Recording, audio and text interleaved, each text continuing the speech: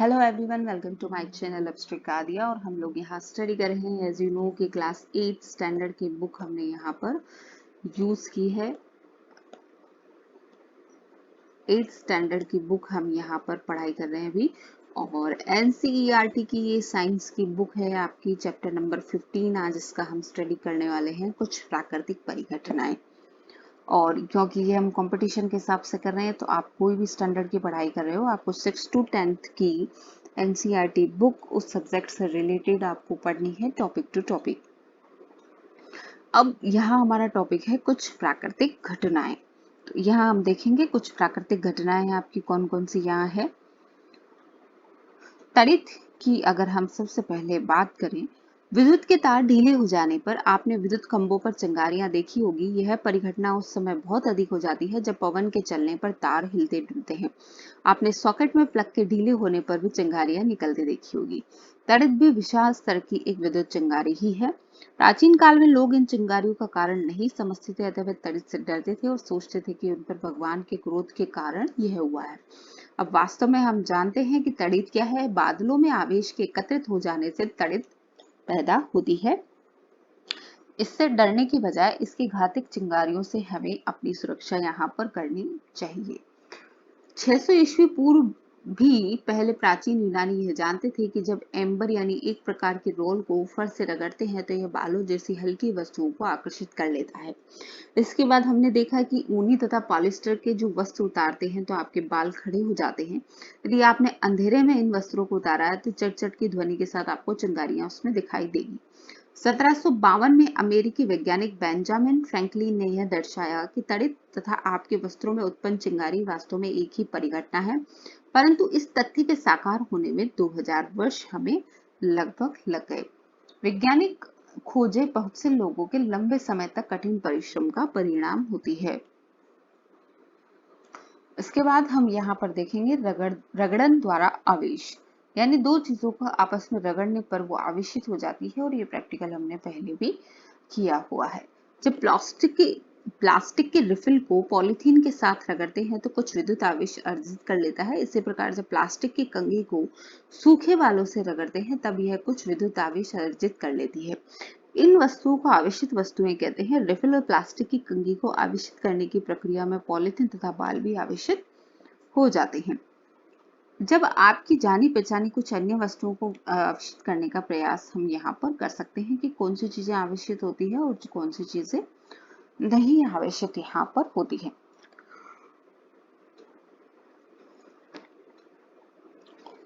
अब यहाँ पर हम देखेंगे ये समान आवेश एक दूसरे को प्रतिकर्षित करते हैं। तो यहाँ हमने दो बलून लिए हैं, उनको आपस में रगड़कर कुछ इस तरीके से छोड़ दिया तो वो एक दूसरे को यहाँ पर प्रतिकर्षित करते हैं।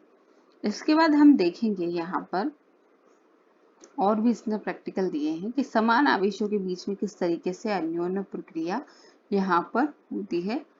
फिर इसके रिजल्ट्स पर हम फोकस करेंगे। एक आवेशित गुब्बारे ने दूसरे आवेशित गुब्बारे को प्रतिकर्षित किया।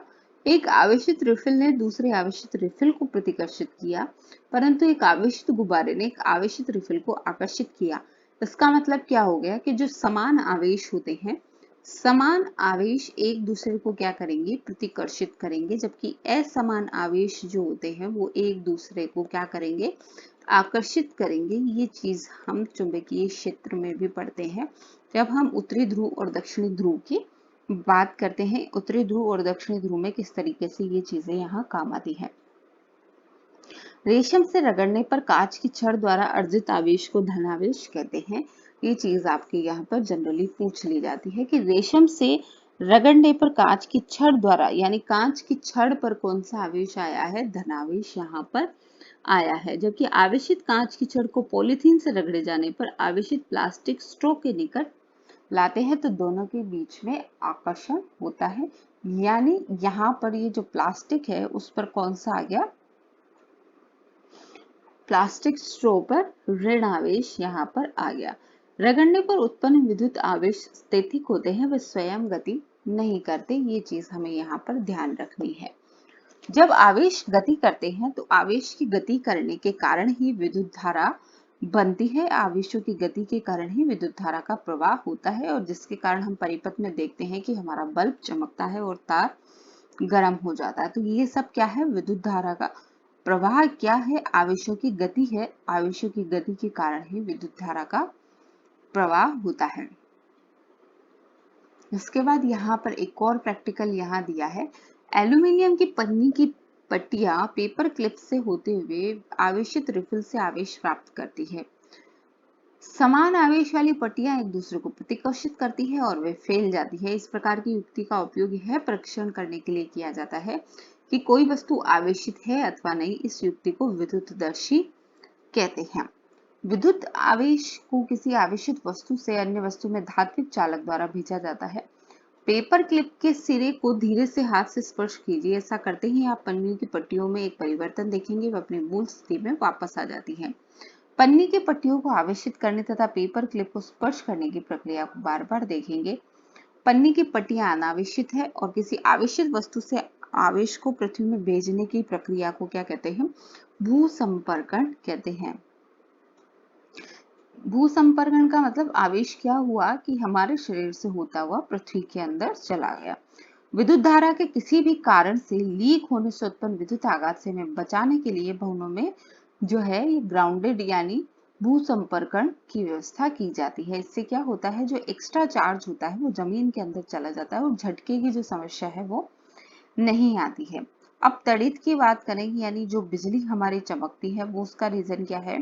तो क्या होता है कि बादलों में भी इस तरीके से आवेश बन जाते हैं जिसके कारण बिजली उत्पन्न होती है और ये बिजली हमें तड़ित के रूप में नजर आती है।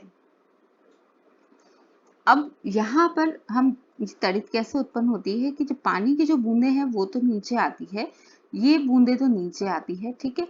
और यहाँ जो हवा होती है वो हवा क्या होती है? ऊपर की ओर जाती है। तो इन दोनों के बीच में अन्योन क्रिया होती है जिसके कारण आवेश उत्पन्न होते हैं और इन आवेश के कारण ही हमें यहाँ तड़ित नजर आती है। बादलों के ऊपरी किनारे के निकट धनावेश एकत्रित हो जाता है तथा ऋणावेश बादलों के निचले किनारे पर संचित हो जाते हैं। धरती के निकट भी धनावेश का संचय हो जाता है। जब संचित आवेशों का परिमाण अत्यधिक हो जाता है तो वायु, जो कि विद्युत की हीन चालक यानी कुचालक है, आवेश के प्रवाह को नहीं रोक पाती। ऋणात्मक और धनात्मक आवेश मिलते हैं और प्रकाश की चमक धारियां तथा ध्वनि उत्पन्न करती है। इसे हम तड़ित के रूप में कहते हैं। तो ये चीज आपको यहाँ पर समझ आ गई होगी कि यहाँ धनावेश उत्पन्न होता है, इसके कारण यहाँ ऋणावेश उत्पन्न होता है और इस ऋणावेश और यहाँ धनावेश के बीच में क्या होता है? वायु की परत यहाँ पर होती है। क्योंकि वायु क्या होती है? विद्युत की कुचालक होती है वायु, तो थोड़ी देर तो वो रोक लेती है, मगर जब यहाँ प्रेशर ज्यादा हो जाता है तो इसका कनेक्शन किससे हो जाता है? पृथ्वी के चार्ज से कनेक्शन हो जाता है।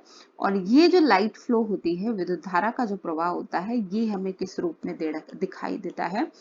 तड़ित के रूप में दिखाई देता है, जिसे हम कहते हैं बिजली गिरना। इसे हम तड़ित के रूप में देखते हैं और इस प्रक्रिया को विद्युत विसर्जन कहते हैं। तो ये चीज हमने देखी। विद्युत विसर्जन की प्रक्रिया दो या अधिक बादलों के बीच अथवा बादलों अथवा पृथ्वी के बीच भी हो सकती है।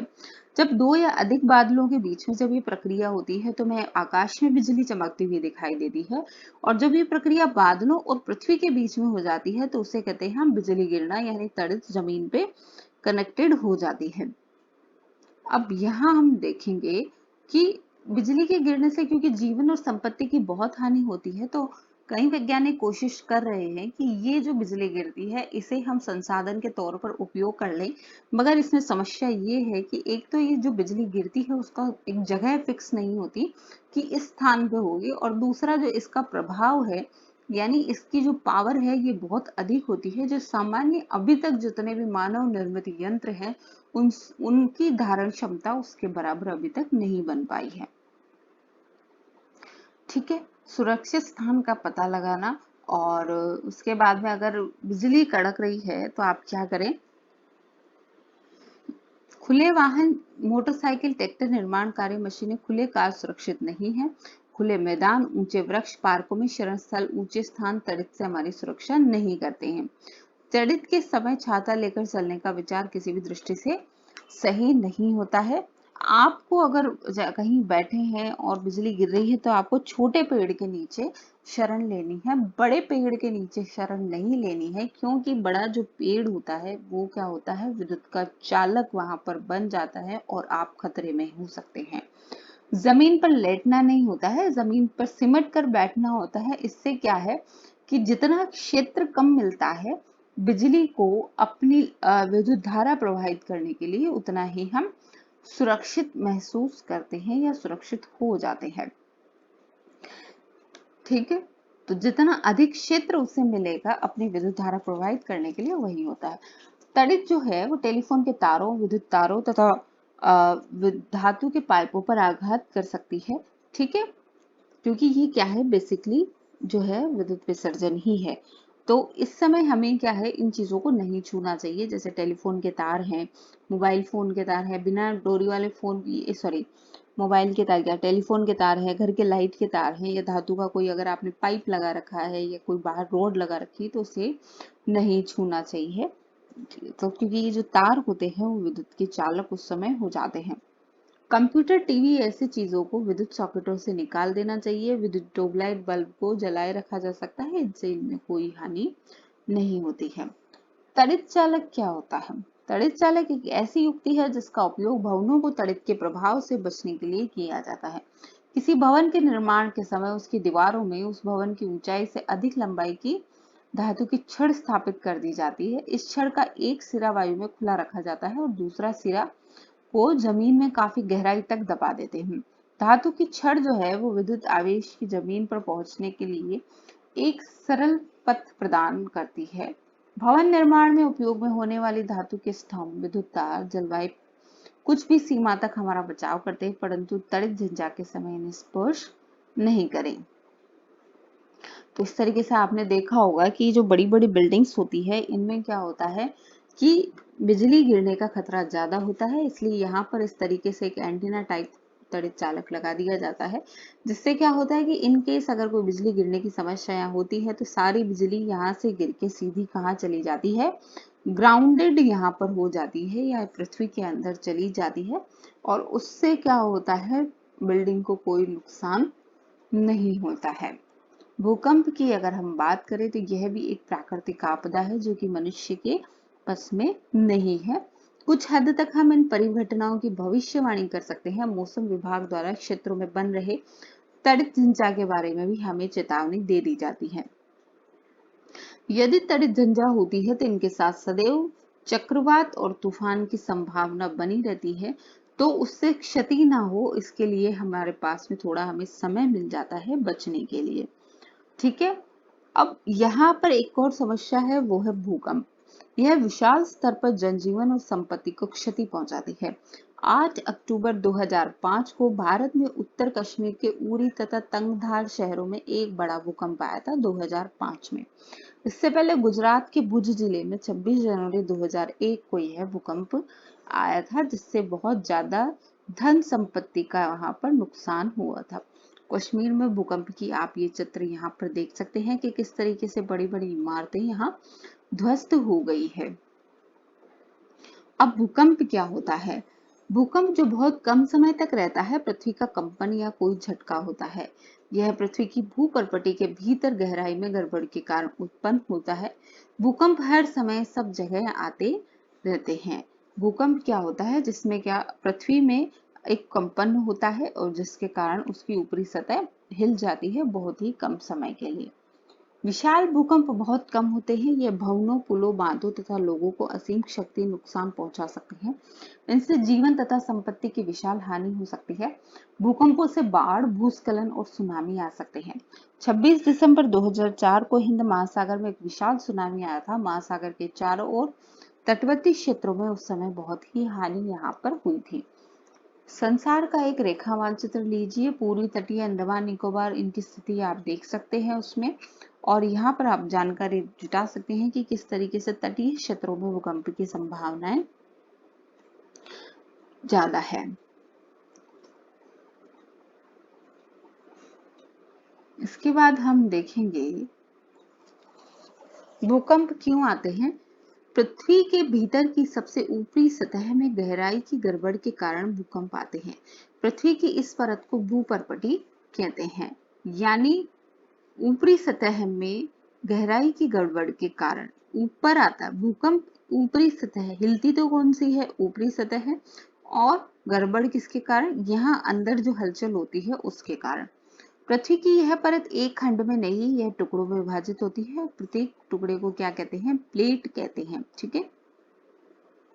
पूरी जो पृथ्वी है हमने पहले भी पढ़ा है, 27 प्लेटों में यहाँ पर डिवाइड है और सबसे ऊपरी प्लेट को भूपर्पटी कहते हैं। फिर प्रवाह, बाह्य कोण और ये है आपका आंतरिक कोण। इस तरीके से ये जो पूरी भूपर्पटी है वो जो पृथ्वी की प्लेट्स यहाँ पर दी हुई है, यूरेशियन प्लेट, इंडियन प्लेट और अरेबियन प्लेट। और हमारा जो भारत आता है वो कौन सी प्लेट में आता है? वो इंडियन प्लेट में आता है। एक प्लेट दूसरी प्लेट के नीचे चली जाती है तो इसके कारण भूपर्पटी में क्या होता है? विक्षोभ उत्पन्न होता है और यही विक्षोभ पृथ्वी की सतह पर भूकंप के रूप में दिखाई देता है। तो ये जो प्लेटें हैं या तो कुछ इस तरीके से टकराती है, यानी एक प्लेट दूसरे के ऊपर चढ़ गई, और या फिर एक दूसरे से इस तरीके से रगड़ खाती है। तो दोनों ही कारण से क्या होता है? भूकंप आ जाता है। हम भूकंप आने के कारण निश्चित रूप से जानते हैं, तथापि अभी तक यह संभव नहीं हो सका कि आने वाले भूकंप और समय और स्थान की हम भविष्यवाणी कर सकें। पृथ्वी पर जो भूकंप है वो ज्वालामुखी फटने या किसी उल्का पिंड के पृथ्वी से टकराने अथवा किसी भूमिगत नाभिकीय विस्फोट के कारण भी उत्पन्न होता है। भूकंप प्लेटों की गतियों के कारण उत्पन्न होते हैं। जहां प्लेटों की सीमाएं दुर्बल क्षेत्र होती है वहां भूकंप आने की संभावना अधिक होती है। इन दुर्बल क्षेत्रों को भूकंपी क्षेत्र अथवा भ्रंश क्षेत्र कहते हैं। तो ऐसे क्षेत्र जहां पर भूकंप आने की संभावना अधिक होती है उन्हें भूकंपी क्षेत्र या भ्रंश क्षेत्र यहाँ पर कहते हैं। अब भारत के अंदर ये जो भ्रंश क्षेत्र है वो कौन कौन से हैं? तो यहाँ से कश्मीर, पश्चिम तथा केंद्रीय हिमालय, समस्त उत्तर पूर्व, कच्छ का रण, राजस्थान, सिंध गंगा के मैदान और दक्षिण के कुछ भाग भी भूकंप के क्षेत्र में आते हैं। ठीक है। इसके बाद में यहाँ पर हम देख सकते हैं किसी भूकंप की शक्ति के परिमाण को रिएक्टर में नाप कर व्यक्त किया जा सकता है। अधिक विनाशकारी भूकंपों का रिएक्टर पैमाने पर परिमाण जो होता है वो 7 से अधिक होता है। भुज तथा कश्मीर में आए दोनों भूकंपों का जो परिमाण था वो 7.5 से अधिक था। भूस्पंद पृथ्वी की सतह पर तरंगे उत्पन्न करते हैं। इन तरंगों को कौन सी तरंगे कहते हैं? भूकंपी तरंगे कहते हैं। इन तरंगों को भूकंप लेखी नामक उपकरण द्वारा रिकॉर्ड किया जाता है। यह उपकरण मात्र एक कंपायमान छड़ अथवा लोलक होता है जो भूस्पंद आने पर दोलन कंपन करने लगता है। इसके कंपायमान तंत्र के साथ एक पेन जुड़ा होता है। यह पेन इसके नीचे गति करने वाले कागज की पट्टी पर भूकंपी तरंगों को रिकॉर्ड करता रहता है। इन तरंगों का अध्ययन करके वैज्ञानिक भूकंप का संपूर्ण मानचित्र बना सकते हैं और यहाँ दिखाया गया है कि वे भूकंप की क्षति पहुंचा सकने की क्षमता का भी अनुमान लगा सकते हैं। तो इस तरीके से भूकंप लेखी का आरेख यहाँ पर तैयार किया जाता है। यहाँ भूकंप का चित्र आपको दिखाया गया है। विज्ञान में अन्य बहुत से पैमानों की भांति यानी डेसिबल भी एक इसका अन्य उदाहरण है। रिएक्टर पैमाना रैखिक नहीं है। इसका अर्थ यह है कि इस पैमाने में 6 परिमाण के भूकंप की क्षतिनाशी ऊर्जा 4 परिमाण के भूकंप की विनाशी ऊर्जा से 1.5 गुना अधिक नहीं है। वास्तव में परिमाण में 2 की वृद्धि का अर्थ है 1000 गुना अधिक विनाशी ऊर्जा। इसलिए 6 परिमाण के किसी भूकंप की विनाशी ऊर्जा 4 परिमाण के भूकंप की तुलना में 1000 गुना अधिक होती है। भूकंप से बचाव के लिए हम क्या कर सकते हैं? तो जो क्षेत्र जहां भूकंप आने की संभावना अधिक होती है वहां के लोगों के जो भवन होते हैं वो इस तरीके से डिजाइन किए जा सकते हैं कि वो बड़े बड़े भूकंप के झटके भी सहन कर सके। आधुनिक भवन प्रौद्योगिकी इसे संभव बना सकती है। भवनों के ऊंचे ढांचे सरल हो ताकि भूकंप जो है वो निरापद हो। किसी योग्य आर्किटेक्ट और इंजीनियर से इसकी परामर्श करके आपके भवन निर्माण को तैयार किया जाता है। अलमारी और जो भी अन्य चीजें हैं उनको दीवारों के साथ इस तरीके से जोड़ी जाती है कि वो आसानी से ना गिरे। दीवार घड़ी, फोटो फ्रेम, गीजर, ये सब दीवारों पे लटकाते समय सावधानी रखें ताकि भूकंप के झटके आने पर वो सीधा आपके नहीं ऊपर आके गिरे। यदि भूकंप आ गया और आप घर के अंदर हैं तो किसी मेज या फिर किसी लकड़ी की जो टेबल है उसके नीचे आप शरण ले सकते हैं। बड़ी और ऊंची वस्तु या इमारतों से आप दूर रहें। अगर आप बिस्तर पर हैं तो उठे नहीं और सिर का बचाव तकिए से ही कर लें। यदि आप घर के बाहर हैं तो विद्युत लाइनों से या बड़े वृक्षों से और बड़ी लंबी इमारतों से दूर रहें। बस में है तो बाहर न निकले। ड्राइवर से कहे कि वह धीरे धीरे किसी खुले स्थान पर पहुंचे। भूस्खलन के समाप्त हो जाने के पहले आप बस से बाहर नहीं निकले। तो इसके कुछ इंपॉर्टेंट फैक्ट्स हम यहाँ पर देखेंगे। कुछ वस्तुओं को अन्य वस्तुओं को रगड़कर आवेशित किया जा सकता है। आवेश दो प्रकार के होते हैं, धनावेश और ऋणावेश। सजातीय आवेश एक दूसरे को प्रतिकर्षित करते हैं और विजातीय आवेश एक दूसरे को आकर्षित करते हैं। रगड़क द्वारा उत्पन्न विद्युत आवेशों को स्थिर आवेश कहते हैं। जब आवेश गति करते हैं तो उससे विद्युत धारा का निर्माण होता है। कोई वस्तु आवेशित है या नहीं है उसके लिए हम टेस्टर का यानी विद्युतदर्शी का उपयोग करते हैं। किसी आवेशित वस्तु के आवेश को पृथ्वी में स्थानांतरित करने की क्रिया को ग्राउंडेड करना यानी भू संपर्कण कहते हैं। बादलों तथा पृथ्वी अथवा विभिन्न बादलों के बीच विद्युत विसर्जन के कारण क्या उत्पन्न होती है? तड़ित उत्पन्न होती है, जिसे हम बिजली चमकना कहते हैं। तड़ित आघात जीवन तथा संपत्ति को नष्ट कर देता है, जिसे हम बिजली गिरना कहते हैं। तड़ित चालक जो होता है भवनों को तड़ित के प्रभाव से बचा देता है। वो सारी जितनी भी बिजली गिरती है उसको सीधा कहाँ ग्राउंडेड कर देता है। पृथ्वी के अचानक कांपने तथा थरथराने को भूकंप कहते हैं। भूपर्पटी के भीतर की गहराई में विक्षोभ के कारण भूकंप आते हैं तो कहाँ आते हैं? भूपर्पटी में आते हैं। भूकंप आने की भविष्यवाणी संभव नहीं है। पृथ्वी की प्लेटों की सीमाओं पर भूकंप आने की प्रवृत्ति होती है। इन क्षेत्रों को भ्रंश क्षेत्र कहते हैं, जहां पर भूकंप आने की संभावना बहुत अधिक होती है। किसी भूकंप की विनाशी ऊर्जा की माप रिएक्टर पैमाने पर की जाती है। रिएक्टर पैमाने पर 7 से अधिक माप वाले भूकंप जीवन और संपत्ति की अपार क्षति कर सकते हैं। हमें भूकंपों से बचाव के लिए आवश्यक सावधानियां यहाँ पर बरतनी चाहिए। इसके बाद हम क्वेश्चन आंसर देखेंगे। निम्नलिखित में से किसे घर्षण द्वारा आसानी से आवेशित नहीं किया जा सकता? तो प्लास्टिक का पैमाना हम आसानी से आवेशित नहीं कर सकते।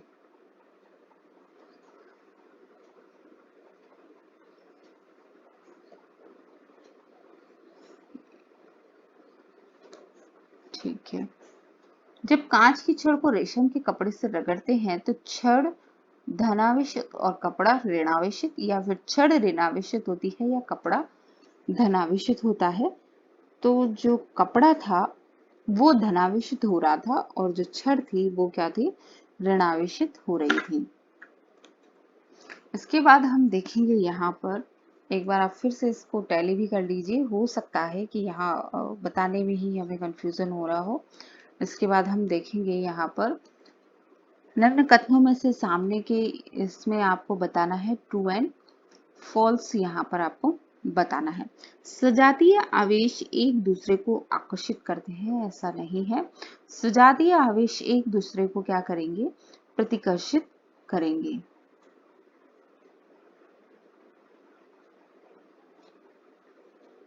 ठीक है। इसके बाद हम देखेंगे यहाँ पर तड़ित चालक किसी भवन की तड़ित से सुरक्षा नहीं करता है। तड़ित चालक, ये देखिए इसका आंसर मुझे कंफ्यूजन हो ही रहा था। इसमें इसका आंसर जो होगा ये होगा तांबे की छड़। तांबे की छड़ क्या है? उसमें ये जो है बहुत ज्यादा ही सुचालक है और ये आसानी से अपने अंदर जो आवेश घर्षण के बाद जो उत्पन्न होते हैं उनको अपने ऊपर टिकने नहीं देती, ये आसानी से उनको फ्लो कर देती है यानी क्रॉस करवा देती है। तो तांबे की जो छड़ है वो इसमें आंसर होगा इसका सही। सेकंड आपका जो ये था इसमें भी मुझे कंफ्यूजन था, इसको मैंने दोबारा से बुक से टैली किया है। तो इसमें जो कांच की छड़ को रेशम के कपड़े से रगड़ते हैं तो छड़ तो क्या हो जाती है? धनावेशित हो जाती है और कपड़ा आपका क्या होता है? ऋणावेशित यहाँ पर हो जाता है।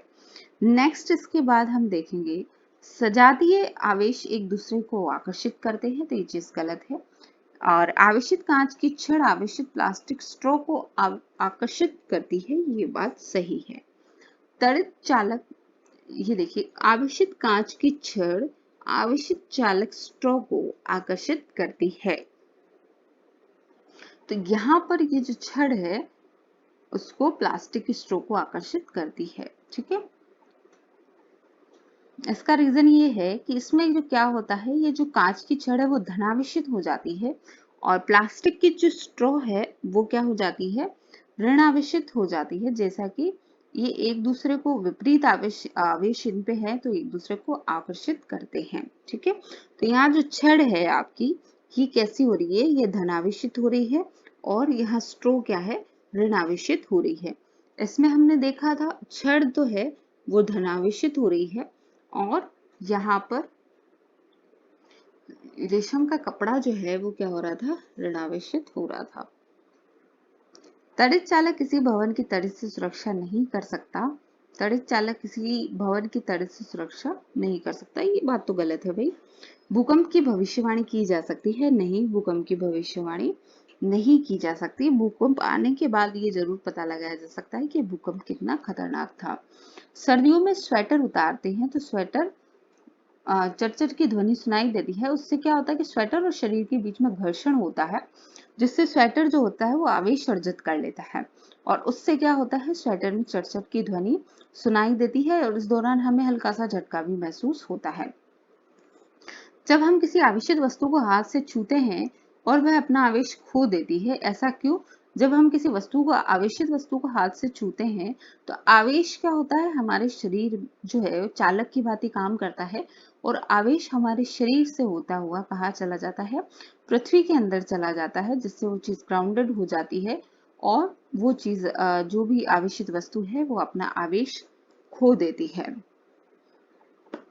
रिएक्टर स्केल से विनाशकारी भूकंपें यहाँ पर नापी जाती है।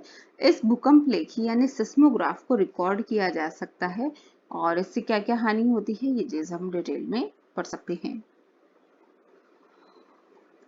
इसी के साथ ही ये चैप्टर यहीं पर खत्म होता है। नेक्स्ट चैप्टर हम नेक्स्ट वीडियो में पढ़ेंगे और तब तक के लिए धन्यवाद।